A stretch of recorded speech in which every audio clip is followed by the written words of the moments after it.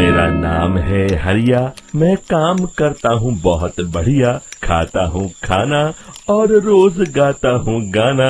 अरे यार, आज तो बहुत देर हो गई। इस खतरनाक जंगल को देखकर तो मेरे हाथ पैर ठंडे हो गए हैं। अगर मैं वक्त पर गांव नहीं पहुंचा तो मालिक बहुत नाराज हो जाएंगे। तभी हरिया को एक आवाज सुनाई देती है। सुनिए हरु जी। अरे, ये आवाज किसने दी? तभी हरिया को सामने कुछ दूर एक औरत खड़ी दिखाई देती है। अरे भाई, ये औरत अकेली इतनी रात को इस जंगल में क्या कर रही है? चलकर पूछना पड़ेगा। फिर हरिया अपनी बैलगाड़ी उस औरत के सामने लाकर रोक देता है और उससे पूछता है। अरे सुनिए, आप इतनी रात को इस खतरनाक जंगल में अकेली क्या कर रही हैं? तभी वो औरत मीठी आवाज में कहती है, अरे हरु जी, आप आ गए। मैं कब से आपका इंतजार कर रही थी। वैसे तो यहाँ से काफी लोग गुजर चुके हैं, लेकिन मैं खास आपका इंतजार कर रही थी। अच्छा, तुम सच कह रही हो? मुझे तो यकीन नहीं हो रहा है। वो क्या है ना, आज तक किसी ने मुझसे इतने प्यार से बात नहीं की। हाँ हाँ हरु जी, मैं सच कह रही हूँ। अब देर मत करिए और जल्दी से मुझे मेरे घर तक छोड़ दीजिए। हाँ हाँ, कौन सी बड़ी बात है, अभी छोड़ देता हूँ। आप मेरे पीछे बैलगाड़ी में बैठ जाइए और मुझे रास्ता बताते चलिए। फिर वो औरत हरिया की बैलगाड़ी में बैठ जाती है और हरिया बैलगाड़ी हाँकता हुआ आगे चल पड़ता है। फिर उस औरत के बताए हुए रास्ते पर चलते चलते हरिया बैलगाड़ी लेकर एक काली गुफा के आगे आकर रुक जाता है। हरिया उस औरत से पूछता है, हाँ देवी जी, आपका घर कहाँ है? यहाँ तो एक गुफा के अलावा और कुछ नहीं है। तभी अचानक वो औरत हवा में उड़ने लगती है। देखते ही देखते उसका सुंदर रूप एक डरावनी चुड़ैल में बदल जाता है और वो जोर जोर से हंसती है। अरे तू तो एक नंबर का बेवकूफ निकला। तू तो बड़ी आसानी से मेरी बातों में आ गया। अरे मर गया रे, ये तो एक चुड़ैल है। हे भगवान बचा ले, ये तो बड़ी डरावनी दिखाई दे रही है। और फिर अगले ही पल हरिया की बैलगाड़ी में रखा सारा सामान हवा में उड़ता हुआ उस काली गुफा के अंदर चला जाता है और वो चुड़ैल भी उस गुफा के अंदर जाकर कहीं गायब हो जाती है। हरिया ये नजारा देख बुरी तरह घबरा और परेशान हो जाता है। अरे, ये चुड़ैल तो मेरा सारा सामान लेकर गुफा में गायब हो गई। अब क्या होगा? अगर मैं गांव खाली हाथ गया तो मालिक मेरी अच्छी खबर लेंगे। मेरी इस बात का कोई यकीन भी नहीं करेगा। फिर आखिर वही हुआ। हरिया के मालिक चंपक सेठ को हरिया की किसी भी बात पर रत्ती भर भी यकीन नहीं हुआ। चंपक सेठ को लगा हरिया झूठ बोल रहा है और उसने ही लालच में आकर सारा सामान हड़प कर लिया है। फिर हरिया को बेईमान समझकर चंपक सेठ उसे काम से निकाल देता है।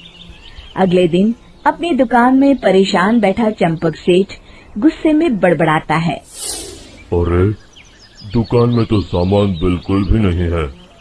अब मुझे ही शहर जाकर सामान लाना होगा। फिर वो अपनी बैलगाड़ी लेकर शहर चला जाता है। शहर से सामान लेकर जब चंपक सेठ वापस गांव लौट रहा होता है, तभी उसे एक आवाज सुनाई देती है। चंपक जी, ओ चंपक जी। अरे, ये तो कोई मेरा नाम लेकर मुझे पुकार रहा है। फिर उस रास्ते में वही औरत खड़ी दिखाई देती है। फिर क्या था, हरिया की तरह चंपक सेठ भी उस औरत के पास अपनी बैलगाड़ी लेकर जाता है और वो भी उसकी चिकनी चुपड़ी बातों के मुंह जाल में फंस जाता है। फिर चुड़ैल उसे भी अपनी गुफा तक ले जाती है और उसका सारा सामान लेकर गुफा में गायब हो जाती है। बेचारा चंपक सेठ लाचार होकर खाली हाथ गांव लौट आता है। फिर ये उस जंगल में रोज की बात हो जाती है। जो कोई भी शहर से कुछ लेकर गांव की तरफ लौटता, वो चुड़ैल उसे बेवकूफ बनाकर उसका सारा सामान लेकर गुफा में गायब हो जाती। एक दिन हरिया एक लकड़हारे को उसी जंगल की तरफ जाते हुए देखता है।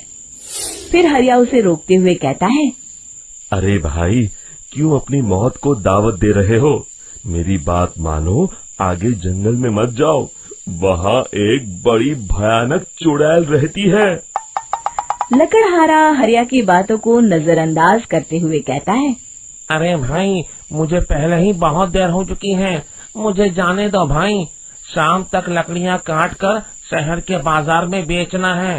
तुम अपनी ये कहानी किसी फुर्सत में बैठे इंसान को सुनाओ, मैं तो चला। इतना कहकर लकड़हारा वहाँ से आगे जंगल की तरफ चला जाता है। फिर अगले दिन गांव के मुखिया के घर के बाहर बहुत सारे लोग जमा हो जाते हैं। तभी हाथ में कुल्हाड़ी लिए खड़ा लकड़हारा कहता है, अरे मुखिया जी, अब आप ही हमें बचाइए उस जंगल वाली चुड़ैल से। हमारा सारा काम तो शहर से ही होता है। अरे मुखिया जी, उस चुड़ैल की वजह से तो मैं पूरी तरह बर्बाद हो गया हूँ।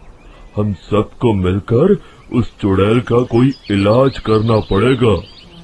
तभी भीड़ में खड़ा वीरा कहता है, आप लोग चिंता मत करिए, कल से वो चुड़ैल किसी को नहीं लूट पाएगी। मेरे पास एक बहुत अच्छी तरकीब है। तभी चंपक सेठ उसका मजाक उड़ाते हुए कहता है, अरे तेरा नाम वीरा है तो क्या हुआ? तूने अभी उस चुड़ैल को देखा नहीं है? जाकर अपना काम कर, बड़ा आया। तब मुखिया जी कहते हैं, नहीं चंपक सेठ, मुझे लगता है हमें इस लड़के को एक मौका देना चाहिए। फिर सभी गांव वाले मुखिया जी की बातों से सहमत हो जाते हैं और वीरा शाम को एक बैलगाड़ी में कुछ सामान लादकर उस जंगल की ओर चल देता है। वीरा, ओ वीरा, कहाँ जा रहा है? तभी वीरा मुड़ के देखता है, वही चुड़ैल एक औरत के रूप में खड़ी है। अरे बहन जी, मैं आपको ही ढूंढ रहा था। देखिए, मैं आपके लिए क्या लाया हूँ। है? अरे वाह, तो खुद मेरे लिए इतना सामान लाया है। तू ही अकेला गांव में समझदार है। जरा देखो, मैं भी खोल के, बड़े भूख लगी है। जैसे ही चुड़ैल उस सामान पर से कपड़ा हटाती है, एक भगवान शिव की तेज रोशनी उसके अंदर मूर्ति से निकलती है और चुड़ैल अपने असली रूप में आकर जलने लगती है। अरे मैं जल रही हूँ, बचाओ! बचाओ! ओम नमः शिवाय, मर गई मैं! देखते ही देखते वो चुड़ैल राख के साथ उड़ जाती है और सभी गांव वाले भी वहां जाते हैं। शिक्षा बुराई पे सदा अच्छाई की ही जीत होती है।